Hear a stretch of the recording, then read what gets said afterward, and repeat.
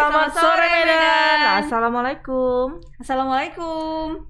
Wah, pasti di hari yang menjelang H- berapa nih sebelum tahun barunya, Dek? Berapa nih? Tanggal H-, 29, H-2, H-3. Betul lah, tanggal berapa? Tanggal 29. Oke, jadi seperti biasa hari Rabu tanggal 29 kami, saya Lani. Saya Tari. Biasalah kita bakal cuap-cuap di Selamat Sore Medan ya kan, Dek? Yang bakal memberikan informasi terupdate dan terpercaya pastinya ya kan. Siapa lagi kalau nggak kami di khususnya Rabu ya kan. Nah, ini ada berita pertama nih, Dek. Mengenai yang sedikit agak-agak apa nih ya, lebih ke arah kayak ke anak juga nih ya kan. Tentang si oknum pendeta dan kepala sekolah SD Galilea Hosana School Benyamin Sitepu divonis 10 tahun oleh Pengadilan Negeri Medan Rabu 29 Desember 2021 nih, Dek. Mendengar vonis ini, keluarga korban pencabulan tak kuasa menahan nangis, bahkan seorang diantaranya nyaris pingsan. Jadi vonis ini lebih rendah 5 tahun dari tuntutan jaksa. Nah, jadi ini keluarga korban nih, Dek, mengaku nggak habis pikir bagaimana hukuman oknum pendeta Benyamin jauh lebih rendah dari tuntutan jaksa. Bayangkan aja kalau dia hanya dihukum 10 tahun, terus dia bebas 10 tahun, sedangkan si anak di bawah umur dicabulinya masih berumur belasan tahun saat dia bebas. Nah, ini juga pernah kejadian sama si artis yang kemarin keluar juga tuh. Oh iya, si Hap-Hap itu. Si Hap-Hap. Kan kejadiannya hampir sama juga sama nih. kayak gitu sepertinya ya. Ibaratnya mereka mungkin ketika udah melakukan pencabulan itu udah selesai ya kan. Mungkin ya sanksi sosial lah mungkin yang dialami, tapi sanksi sosial juga yang dialami si anak itu jadi korban. Udah kena mungkin benak bully juga sama kawan-kawannya, masa depan dia juga traumanya juga. Bener. Nah, ini aja ada Kak Gita nih. Video dulu. Oh, video dulu ya. Iya, sorry. Ya. Sengaja memang. Ngetes aja sih Tari. Lagi konsen atau enggak ya kan, Dek, ternyata konsen. Ini ada videonya, silakan disaksikan dulu ya Tribuners ya. Benyamin Sitepu untuk urusan ledakan terbuka. Benyamin Sitepu terbukti secara sadar meyakinkan kesalahan melakukan tindak pidana dengan sengaja melakukan ancaman kekerasan, memaksa anak melakukan perbuatan cabul. 2. Menjatuhkan pidana terhadap terdakwa tersebut ke atas, oleh karena itu dengan pidana penjara selama 10 tahun dan denda 60 juta rupiah dengan ketentuan apabila denda tidak dibayar maka diganti dengan pidana kurungan selama 3 bulan. 3. Menetapkan masa penangkapan dan penahanan yang telah menjalani terdakwa dipulangkan seluruhnya dari pidana yang dijatuhkan. 4. Menetapkan terdakwa tak ditahan. 5. Membebankan kepada terdakwa untuk membayar biaya perkara sejumlah Rp5.000. Demikianlah diputus oleh majelis hakim.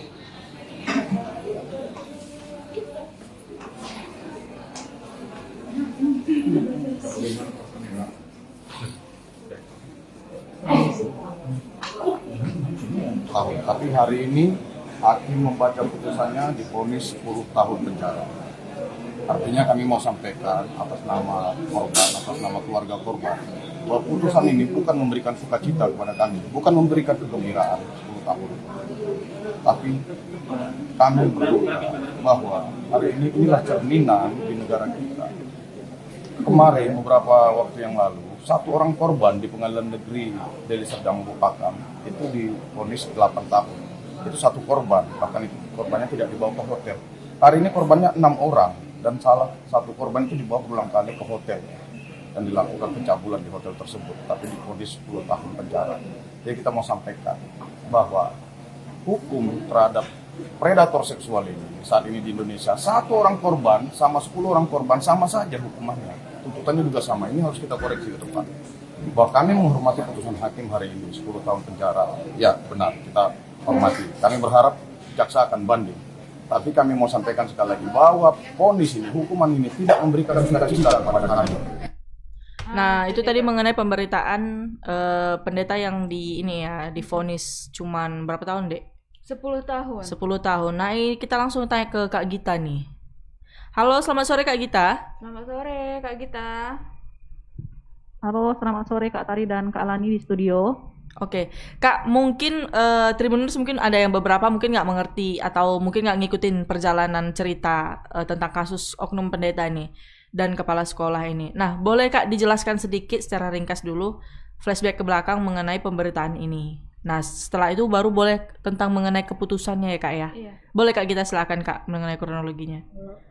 Baik, terdakwa Benyamin Setepu yang merupakan seorang oknum pendeta yang juga seorang kepala sekolah di salah satu sekolah yang ada di Sumatera Utara ini sebelumnya telah menjadi tersangka pencabulan terhadap 6 murid sekolah tersebut, di mana kejadian ini terungkap pada sekitar bulan Mei tahun 2021 lalu saat seorang anak yang masih sekolah dasar itu mengaku dicabuli oleh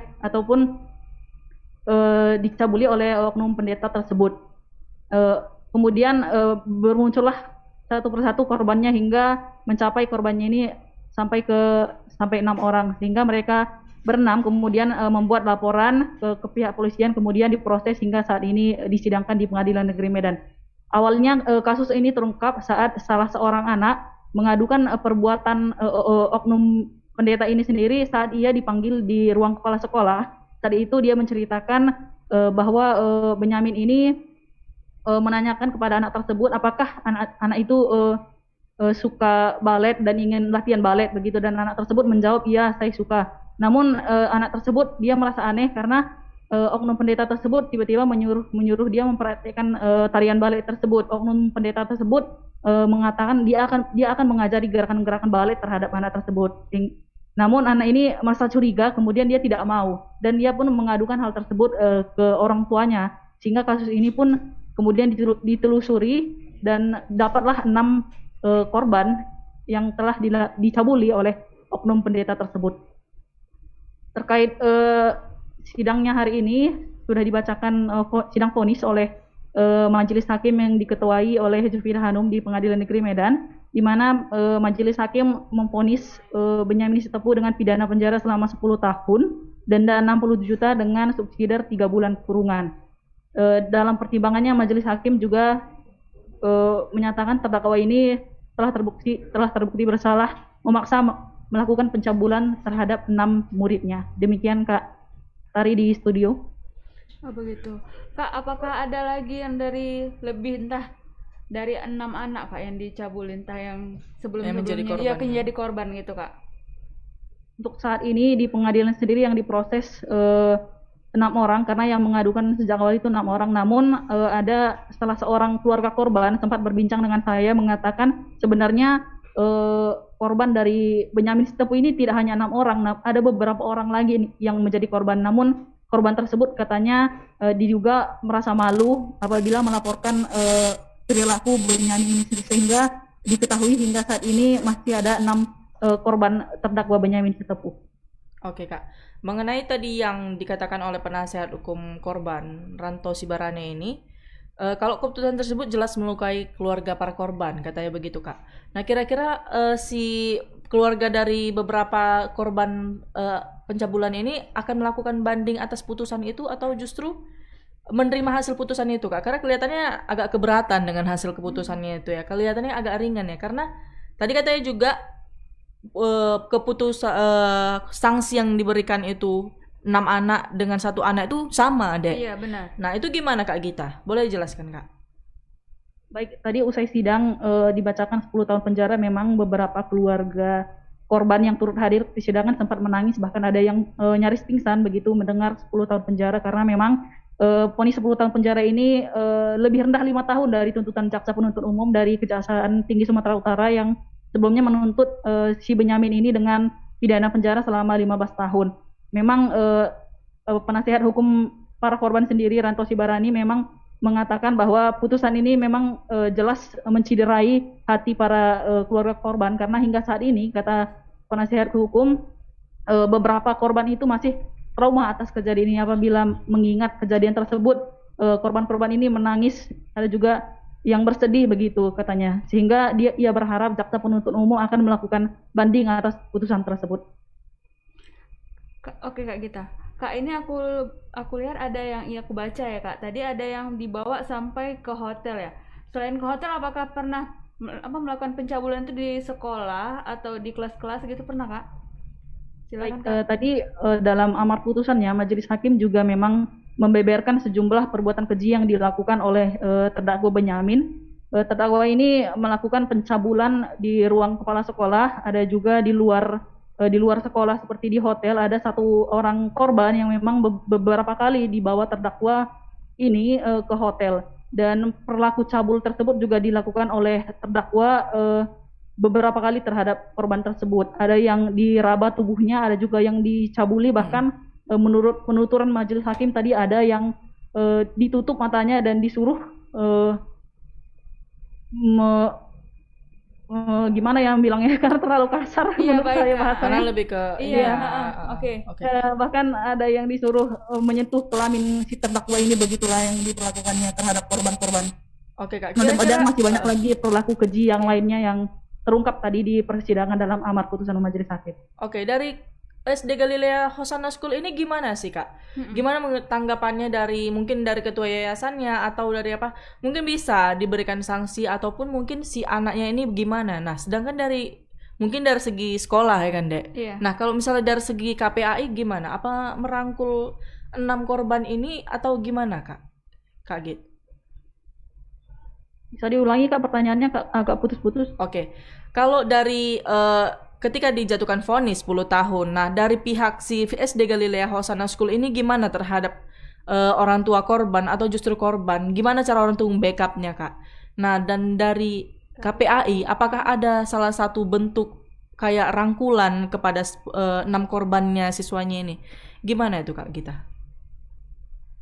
Memang terkait itu tadi, menurut penuturan penasihat hukumnya, beberapa korban memang masih mengalami trauma seperti itu. Namun kita tahu sendiri bahwa vonis ini belum berkekuatan hukum tetap, masih ada upaya-upaya banding yang bisa dilakukan oleh penuntut umum maupun pihak terdakwa sendiri. Jadi kalau keputusan dari sekolahnya sendiri sejauh ini persidangan kan dilaksanakan secara tertutup, sehingga awak media pun belum bisa memantau apakah pihak sekolah ada datang ke persidangan atau tidak, karena hanya sidang vonis saja yang selama ini terbuka untuk umum, Kak. Oke, Kak. Jadi berarti belum ada tanggapan dari pihak SD Galilea Hosana School sendiri ya, Kak, mengenai gimana sih salah satu kepala sekolah bahkan oknum pendeta juga bisa melakukan hal seperti itu gitu, Pak. Apa ada dari segi kejiwaan mungkin ada dites juga nggak sih, Kak? Kira-kira ada dibongkar sedikit nggak ya, Kak?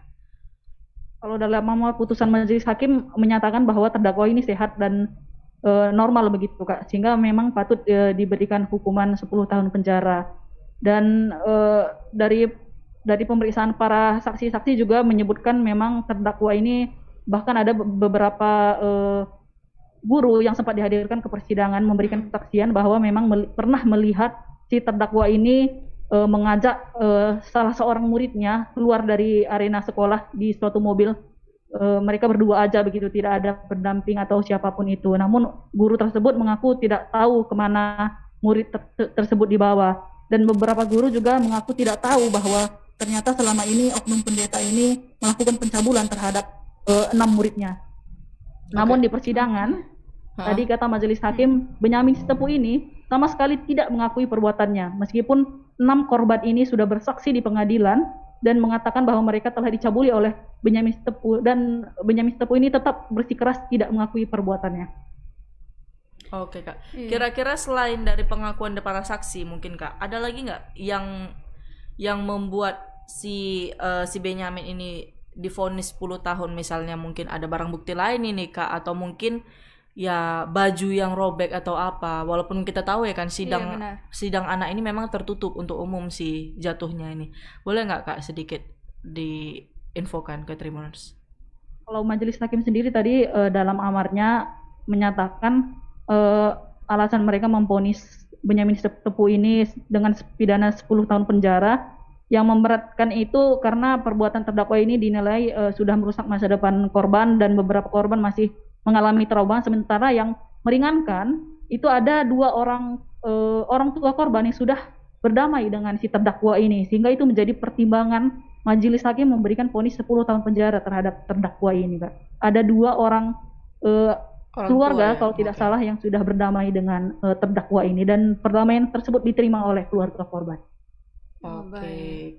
Oke, makasih banyak Kak Gita untuk informasinya Kak Gita. Terima kasih Kak Gita. Selamat sore. Sore Kak. Terima kasih, selamat sore. Sebel loh deh. Keji kali ya perlakuan. Iya. Perlakuannya. Ibaratnya ya, masa sih guru yang kalau guru yang masa nengok ini sama kepala sekolah nggak didatengin, curiga, iya. Kan? Itu Dulu mau aku tanya juga kan sama Kak Gita, rupanya udah bilang juga kalau gurunya pernah ada nampak. Kan nggak mungkin dan dibiarkan tahu, kan. Mestinya Pasti ya sebagai nampak. guru juga ini kan. Atau nggak penjaga sekolah pasti kan tahu kan, penjaga sekolah, entah tukang bersih-bersihnya di sekolah pasti Karena tahu. sekarang anak-anak sekarang itu lebih smart daripada anak-anak kaum kita, karena kaum kita itu dulu handphone itu nggak ada, ya kan, tilut-tilut. Kalau sekarang kan zaman smartphone, ya kan Dek, jadi lebih gampang mengaksesnya itu. Lagian yang lebih disayangkan itu ya guru-guru yang paling dekat di sekolah, ya kan. Kalau orang tua mungkin ya ketika dititipkan anak ke sekolah ya kita percayakan sama guru, tapi kalau pada kenyataannya guru sendiri gak memperhatikan anaknya. Dulu aja Dek, aku ingat kalau misalnya guru ngomong sama anak murid nih, ibaratnya agak-agak mojok gitu, didatengin loh. Ngomongin apa ya kan, mungkin sekarang udah kurang jiwa-jiwa yang kayak gitu sih. Seharusnya kalau udah nampak gurunya gitu ditanya sama anaknya, itu kamu ngapain semalam gitu kan. Apalagi tadi ada dua keluarga yang berdamai, ya kan. Aduh, kayaknya kenapa berdamai gitu kan. Mungkin banyak disiram kurasa. Iya mungkin juga, ya banyak kan? kayak duitnya pendeta ini ya. Iya, memang ibaratnya kan jadi kurang lah mungkin rating SD Galilea turun kurasa gara-gara kejadian ini ya kan. Jadi Orang rating jadi 1 mungkin sekolah ya, di mana? blacklist. Jadi jangan pasti gitu ya kan. Kenapa? Gara-gara ulah oknum pendeta dan kepala sekolah ini, gara-gara satu rusak susuk sebelah nggak ada.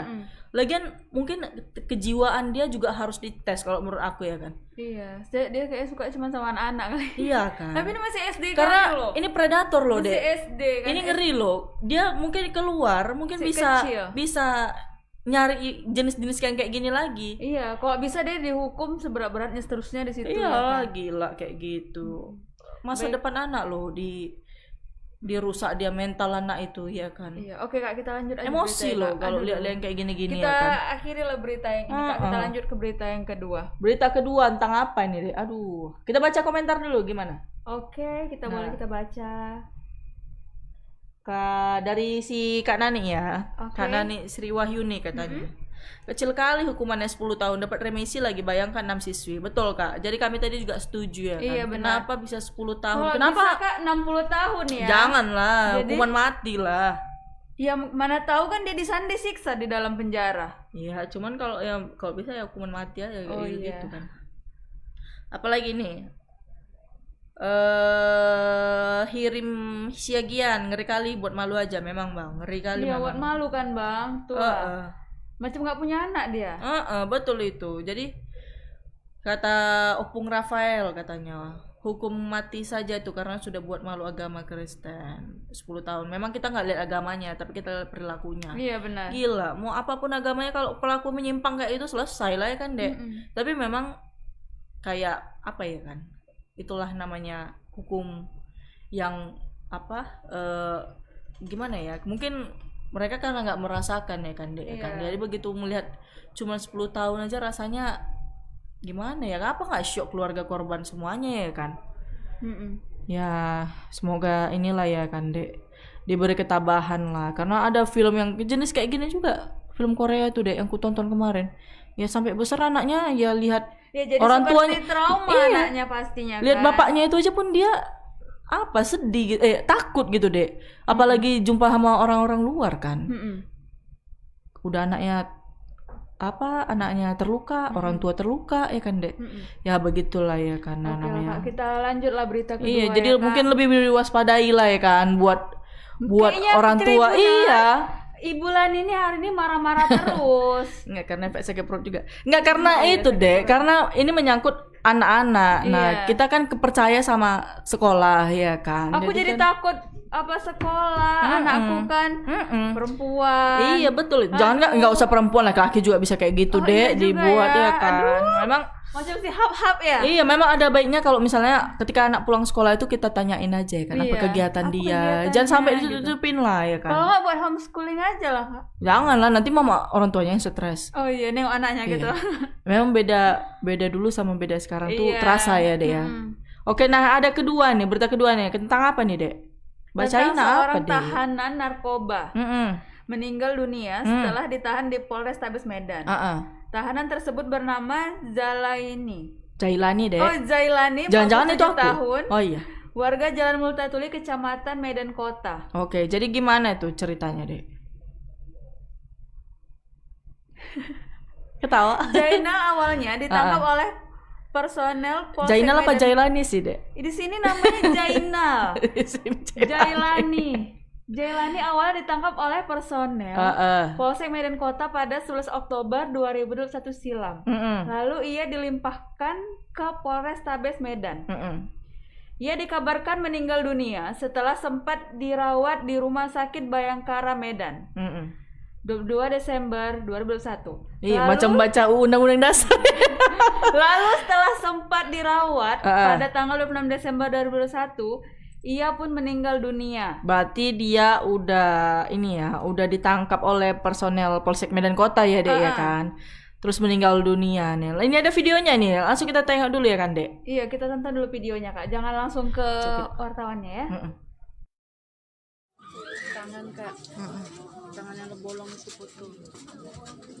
Pokoknya apa bekas memarabang itu putus.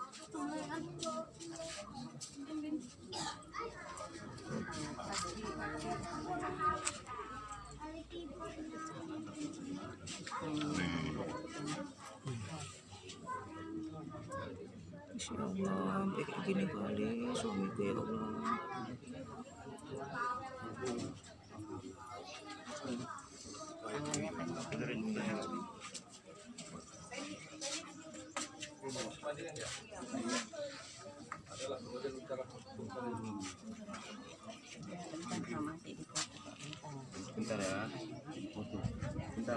Setelah ditahan di Polrestabes Medan, Pak? Pada semalam lah dapat info waktu beliau meninggal, kita hadir di rumah duka dan benar dia meninggal. Dia meninggal setelah ditahan itu, Pak? Iya, kabarnya seperti itu. Dia ditahan dan masuk ke rumah sakit Brimob Bayangkari. Setelah dari situ baru meninggal dunia itu, Pak? Iya, seperti itu informasinya. Itu Pak, terkait informasinya kan banyak luka lebam-lebam itu, Pak. Ada nengok nggak Pak kondisi jenazahnya sendiri? Kalau kondisi jenazah nggak saya lihat sih, karena kan banyak di dalam tuh ibu-ibu, habis itu ruangannya sempit, jadi tidak saya lihat. Dari cerita-cerita warga ada nggak Pak, bahwasanya jenazah ini memang ada luka-luka bekas dianiaya, dengar-dengar gitu Kita Pak? duduk ya cuma dengar-dengar dari keluarga pun seperti itu, lebam-lebam gitu. Di tangan atau di bagian belakang seperti itu yang kita informasinya seperti itu. Pak, itu jenazah dikebumikan di mana ya Pak? Di Sungai Mati. Sungai Mati ya? Perkuburan Sungai Mati. Nah itu dia Kak. Kita lanjut aja ke Bang Alfiansyah ya Kak ya. Halo, selamat sore Bang Alfiansyah. Selamat sore. Halo Bang. Ngeri kali batu cincinnya ah. Itu Torde. Oh Tor. Halo. Halo, selamat sore Bang. Bang, bisa diinfokan Bang kronologi tentang berita yang meninggal ini Bang? Kok lemes deh, harus semangat dong. Zailani atau Zainal namanya Bang? Zailani Kak. Zailani ya Bang ya. Berarti Bapak Zailani yang meninggal di dalam penjara ya. Bisa diinfokan Bang? Ya, baik Kak. Tadi kita sempat bertemu dengan keluarga dari Pak Zailani ini ya. Informasinya bahwasanya awalnya Zailani ini ditahan oleh Polsek Medan Kota pada bulan Oktober yang lalu, tanggal 11. Ya, ketika ditangkap, dia dituduh menyimpan narkoba jenis sabu-sabu. Dan setelah ditangkap 2 hari kemudian pihak kepolisian menghubungi keluarga memberitahukan bahwasanya Dahlan ini sudah diamankan di Polsek Medan Kota. Kemudian keluarga diminta untuk segera mendatangi Polsek. Tidak lama kemudian keluarga pun pada malam hari datang ke Polsek Medan Kota dan ingin bertemu dengan penyidiknya bernama Habdi. Ketika bertemu, dia meminta untuk bertemu dengan suaminya.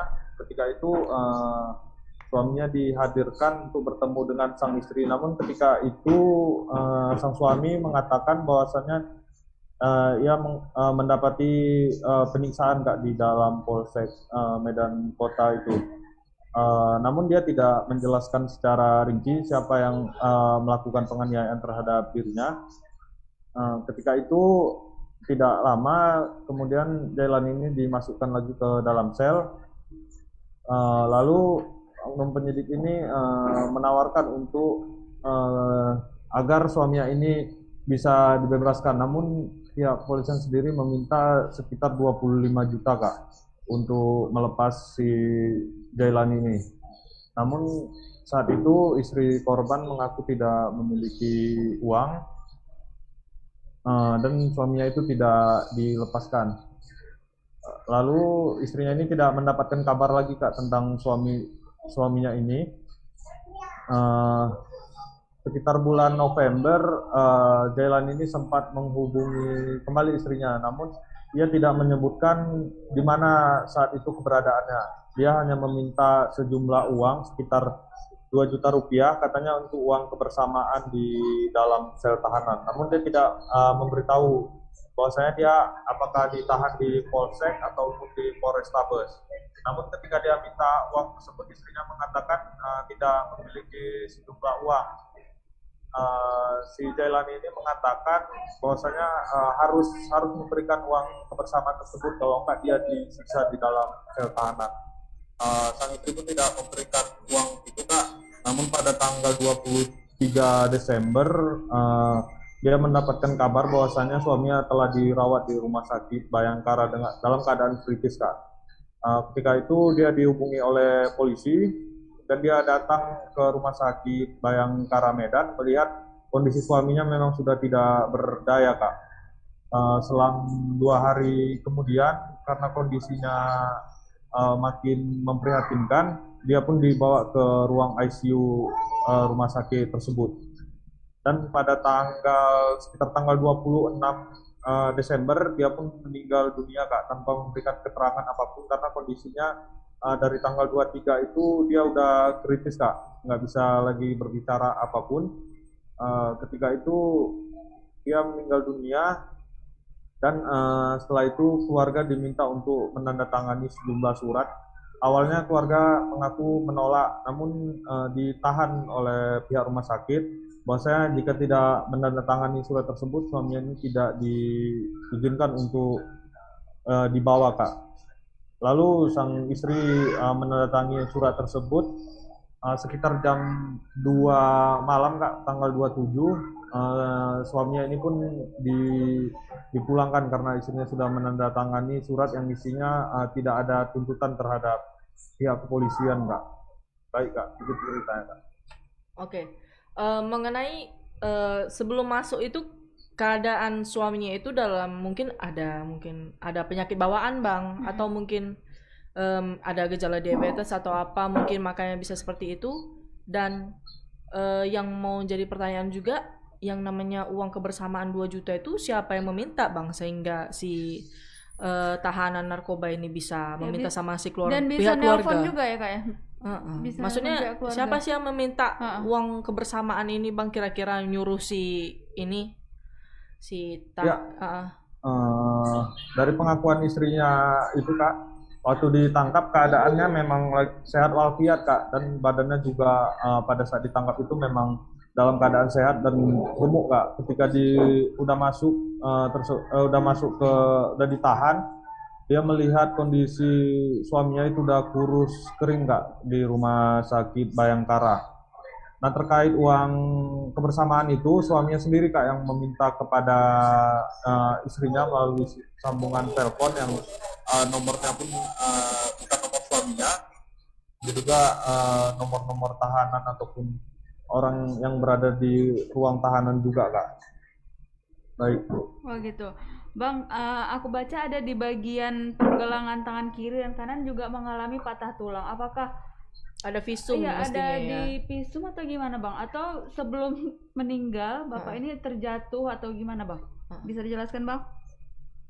Ya, tadi pengakuan keluarganya bahwasanya pergelangan kanan dan kiri korban ini mengalami seperti patah tulang gitu Kak, karena keadaannya sudah sangat bengkok Kak. Pengakuan dari korban dan juga banyaknya luka-luka lubang yang diduga lubang tersebut berasal dari puting dari api rokok Kak. Baik Kak. Oke Bang, setelah mengetahui kondisi jenazah mungkin seperti itu, nah Tanggapan. tanggapan dari mungkin ini statusnya dia di Polsek atau di Polrestabes ya Bang? Ininya ya, dia jadi tahanan masih aneh statusnya ya Bang ya? Ya, dia sebetulnya tahanan Polsek Medan Kota Kak, karena tadi alasan Kanit Reskrimnya pada saat itu sedang kepenuhan di sel tahanan, jadi dia dilimpahkan ke Polrestabes Medan Kak. Kita juga tadi udah konfirmasi dengan Kasat Tahti Polrestabes Medan. Dia menyebutkan bahwasanya tahanan tersebut meninggal karena sakit Kak. Oh, enggak diinfokan sakit mengenai sakit apa gitu Bang?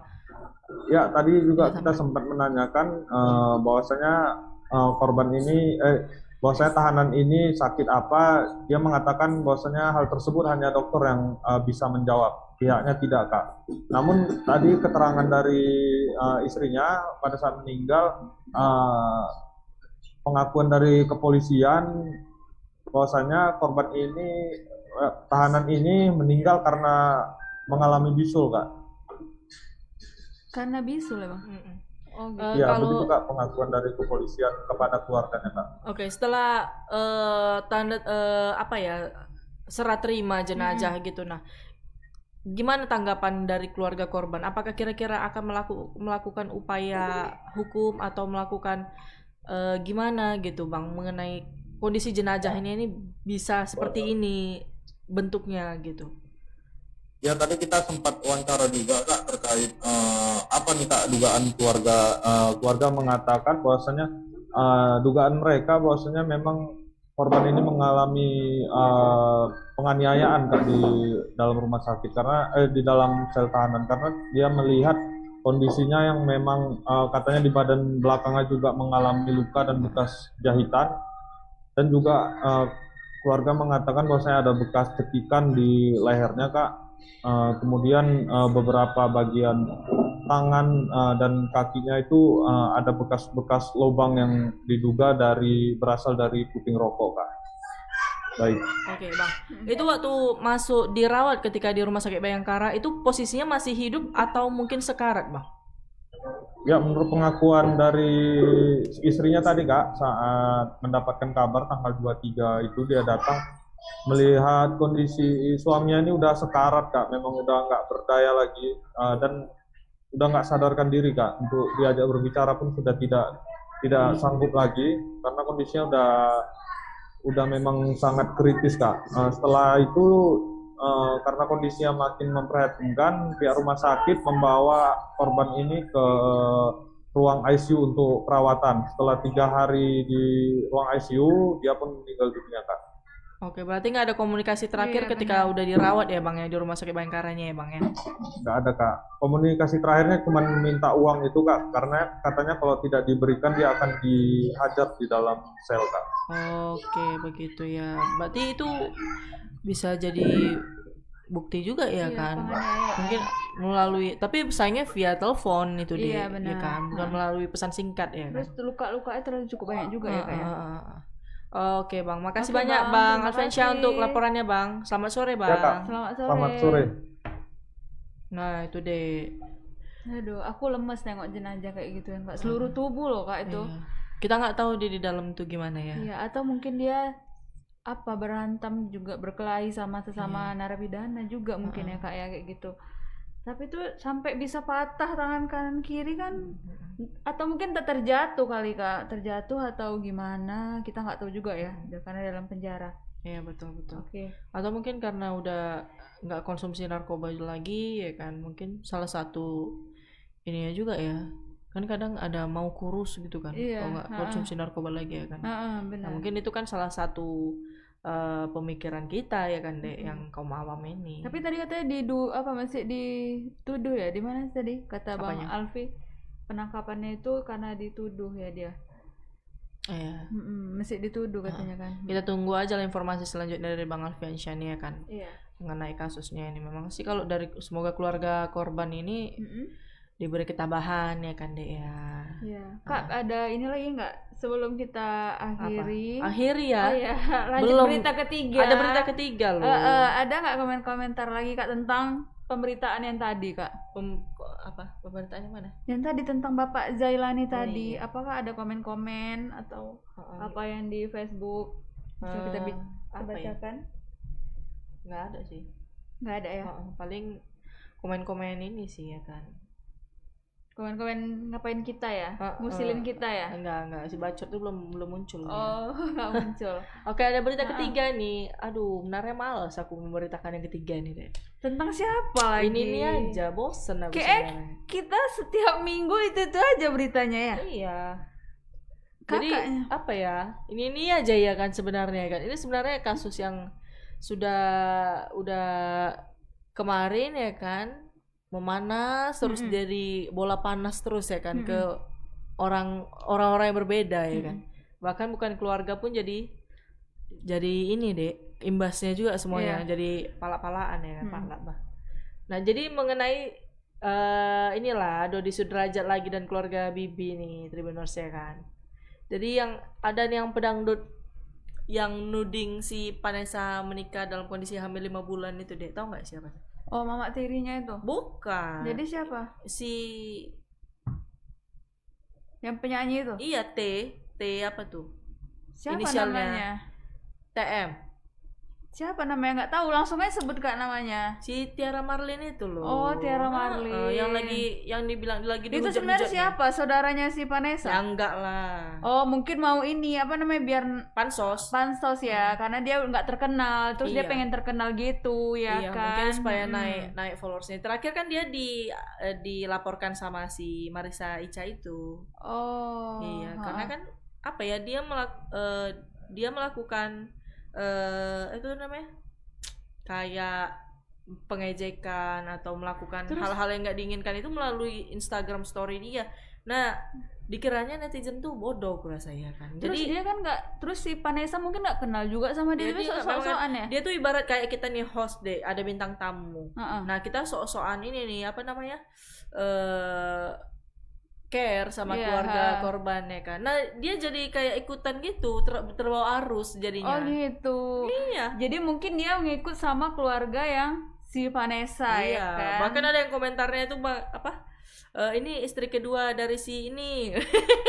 Oh, aku pikir istrinya. Bukan. Dia ada keluarga orang pulanya kemarin Dodi juga bilang katanya makanya dia nukar nama Gala karena katanya si Vanessa itu hamil duluan nikah katanya. Bapaknya sendiri aja ngomong kayak terakhir gitu. Jadi terbongkar semua masa lalunya si Tia Marlin ini, si Dodi dan si puputnya ini jadi terbongkar semua deh. Kan jadi apa tuh tentangnya? Aku nggak tahu, aku nggak ngikut. Bobroknya jadi soalnya semuanya. Aku nggak ngikutin yang ini. Oh iya, nggak ngikutin ya? Enggak. Karena nggak malas nengoknya. Panjang ya kan, kayak sinetron. Bukan, iya kan? Jadi kayak tau nggak sinetron tersanjung dulu. Sebenarnya gitu. yang ngebuat orang nggak siap-siap ya gara-gara orang ini aja ya kan. Terus pengacara dia juga udah pindah. Iya, Sunan Kalijaga. Habis itu pindah lagi gitu-gitu ya kan. Karena disuruh buka topengmu kan, yang buka kan udah nggak ada ya, kamu nyari di mana lagi? Lagian dia pun pengacara pun ada aja suruh buka topeng, udah tahu. Tapi kan udah ini deh, udah konferensi pers, maksudnya sudah tidak memihak yang sama yang itu lagi. Aduh, gitu. Itu pun sama juga pansos itu. Aduh, memanglah itu. Ada lagi berita mengenai si siapa deh? Ivan Gunawan. Kenapa Ivan Gunawan? Yang dia lagi heboh dengan boneka anaknya itu. Oh, katanya anaknya. Iya, yang katanya anaknya nih. Memang kadang mungkin karena kelamaan ini ya, Bang Ivan ya. Kelamaan jomblo kali ya. Iya. Kemarin mau nikah sama Ayu Ting Ting nggak jadi? Nggak jadi. Oh, nggak jadi. Kenapa? Mungkin ngerasa kurang cocok mungkin Oh, ya kan. belum cocok ya. Jadi dia ngambil 2 anaknya itu, yang kakak sama si adik. Si siapa namanya? Kel. Nggak tahu. Aku nggak ngikutin juga artis-artis. Iya, pokoknya itulah ya Iya, kan. coba lah kakak jelasin dulu sampai sama Tribuners biar Tribuners juga tahu tentang gosipnya yang lagi hit sekarang. Kok jadi aku? Nanti aku jadi jangan ini kelamaan loh Kak. Nanti jadinya Tribuners menunggu dan Tribuners pergi jadinya. Oh iya. Nah, jadi si yang lagi hot juga nih ya kan. Nah, jadi sejak mempublikasikan anaknya, Ivan Gunawan pun ramai menuai hujatan dari warganet ini. Jadi nggak sedikit yang menganggapnya aneh, bahkan mempertanyakan keputusan untuk merawat boneka layaknya anak sendiri. Nah, bahkan ada pula warganet yang bertanya kenapa Igun tak mengadopsi anak yatim saja, ya kan? Jadi menanggapi pertanyaan itu, Ivan Gunawan menyebut butuh kesiapan yang lebih untuk mengadopsi anak dibandingkan merawat mereka. Jadi aku tuh bukan yang nggak mau mengadopsi anak, tapi semua itu balik lagi kesiapan kita tuh seperti apa sih? Karena mengambil anak bernyawa itu kan berat katanya. Benar. Ya harus benar-benar dari hati kita tuh kita sayang buat dia. Mungkin ini apa namanya prepare deh sebelum merawat anak asli, mungkin lebih bagus dia merawat boneka dulu kali. Iya Bang kan? Igun benar juga. Tapi kan jadi ibaratnya jadi hujatan deh, ibaratnya kayak ada yang aneh dari si Ivan ini, jangan-jangan? Ya enggak lah. Jangan-jangan. Kakak lihat lah banyak sekarang di Instagram orang beli boneka yang di luar negeri tuh rata-rata beli boneka yang kayak seperti anak, iya kan? Gimana lagi yang dulu Susan. Nah itu ya kan, dulu Karena sampai Kak, didandani, sampai anak-anak itu sampai sayang sama si Susan. Karena Kak, kalau ngadopsi anak itu kita harus hati-hati. Karena kadang-kadang kita bisa silap memelihara anak harimau. Maksudnya gimana? Ya seperti anak harimau yang kita pelihara, kita yang dimakan nanti kan? Oh, kirain anak harimau asli kan dia dilindungi. Oh gitu ya? Iya kan benar, mungkin seperti itu dimaksud Bang Irfan ya Kak, iya, Bang Ipan ya. Namanya netizen ya kan. Iya. Pasti ada aja pro kontranya mengenai tanggapannya itu. Mungkin dia lagi pengen sendiri ya kan. Iya. Dia tapi sampai tidur loh sama anak ini. Maksudnya dia menyediakan box bayi untuk anaknya ini gitu kan. Mungkin baju tidurnya ada, baju perginya ada. Macam kita waktu masih kecil dulu loh. Kan kalau misalnya main Barbie gitu kan harus ada tempat tidurnya, bajunya ganti-ganti ya kan. Mungkin ya lagi hobi ya kan. Iya, namanya lagi hobinya hobi, seperti ya kan? itu. Iya, daripada hobi buat hujatan bagus hobi. Jadi kalau Ibu Lani aja. mikirnya itu seperti apa emangnya Bang Irfan Bang Ipan ini punya kelainan gitu? Enggak sih. Jadi ya mungkin lagi pengen dia lagi gitu pengen kan cari kesenangan sendiri, ganti-ganti baju ya kan, macam istilah macam main Barbie lah ya. Apalagi dia desainer kondang kan, pasti kan dijahitin dicobain, bajunya. iya. Nanti dia mau atau jangan-jangan ini mau buka ini Kak, iya. mau buka baju-baju bayi ya kan. Justru ini apa namanya pemancing. Iya benar. Isu-isu pemancing Iya, ya betul. kan. Nanti kalau benar kalian langsung ini ya kan. Iya langsung beli, apalagi kita ya. Like dan komen terus kalian Check out. kirimkan ke dia. Terus langsung check out kalau misalnya ada dia jual baju terus. Iya. Oh, karena tahu ya kan. Iya. Karena kita terlalu banyak yang hoax sama yang fakta, kadang nggak bisa kita bedain ya kan. Iya. Kadang kita benar. percaya rupanya kita dikerjain Iya. kan. Sama kayak isi lu cinta Luna kemarin. Ya udahlah Tribuners, itu aja lah kira-kira informasi yang bisa kami sampaikan di hari Rabu tanggal 29 Desember ini ya kan, yang menjelang 2 hari lagi ya, 2-3 hari iya, lah. bentar lagi tahun mau baru tahun ya baru kan? tahun 2022. Iya, untuk kalian ya kalau misalnya nggak perlu keluar kota kali nggak usah lah keluar kota. Lagian nggak ada perayaan juga kayaknya ya. Kayaknya bakal ditutup di mana-mana jalan. Nggak kayak masa lalu, kok masa lalu naik beca awak ya kan sama mama awak, Nggak kembang trompet-trompetan. api ya kan. Iya. Sekarang gitu jam 12 tidur kita nggak ada cerita ya kan. Iya. Dan nggak ada juga pun suara kembang api lagi kan. Tahun lalu nggak ada ya? Tahun lalu nggak ada. Nggak ada kan? Tahun ini ada atau nggak tahu lah. Semoga Tribuners tahun apa sih Dek? Apa namanya? Cita-cita apa sih namanya? Apa? Kira-kira pesan yang ingin Adek sampaikan untuk Tribun Medan untuk tahun berikutnya di tahun 2022 nih? Semoga Tribun Medan akan menjadi yang lebih baik dan lebih berkembang sampai ke luar negeri ya. Kalau bisa Tribun Medan. Iya benar itu. Kalau aku semoga Tribun Medan ini tetap menjadi media nomor 1. Selalu dipercaya sama Tribuners ya kan. Bahkan menjadi yang apa ya dia? Terhebat lah ya, terbaik terpercaya. Iya, bisa menjadi ini juga kan. Masyarakat kalau misalnya apa-apa nih Tribun Medan. Iya benar. Apa-apa nih Tribun Medan. Apalagi Tribun Medan juga salah satunya bisa mendukung support UMKM. Tribuner semua ya kan. Bener. Jadi nggak cuma pemberitaan aja, jadi juga bisnis kalian juga bisa Smart Gen juga yang berprestasi semuanya pokoknya ada lah pokoknya. Semoga lebih berkembang lah ya karena kita juga nggak bisa kayak gini kalau nggak ada teman-teman Tribuners ya kan, nggak ada support dari Tribun Medan Tribuners. Kalau Tribuners nggak mau nonton kami nggak akan ada lagi Tribuners. Betul kami digaji 10 juta kan, kalau nggak banyak yang nonton kan besoknya di SP kan Dek, dikurangin langsung potong atas ya kan. Iya makanya terima kasih untuk Tribuners yang udah nonton hari ini, pokoknya selalu ikutin informasi-informasi terbaru. Justru kalau kalian punya informasi terbaru jangan lupa kabarin juga ke kita ya kan, biar kita bisa bantu untuk teman-teman yang lainnya ya kan. Terima kasih yang udah nonton hari ini. Selamat menjelang pergantian tahun baru ya kan Dek ya. Semoga kita semakin sehat selalu. Jaga kesehatan, jaga protokol kesehatan, nggak usah keluar kalau nggak perlu kali, bagus di rumah aja ya kan. Apalagi nih Dek, capek loh ngomong lah. Ya udahlah Kak, kita akhiri aja lah. Kita akhiri ya kan. Saya Lani, saya Tari, dan kru yang bertugas pamit undur diri. Mohon maaf kalau ada salah-salah kata ya Tribuners. Assalamualaikum. Selamat sore Medan.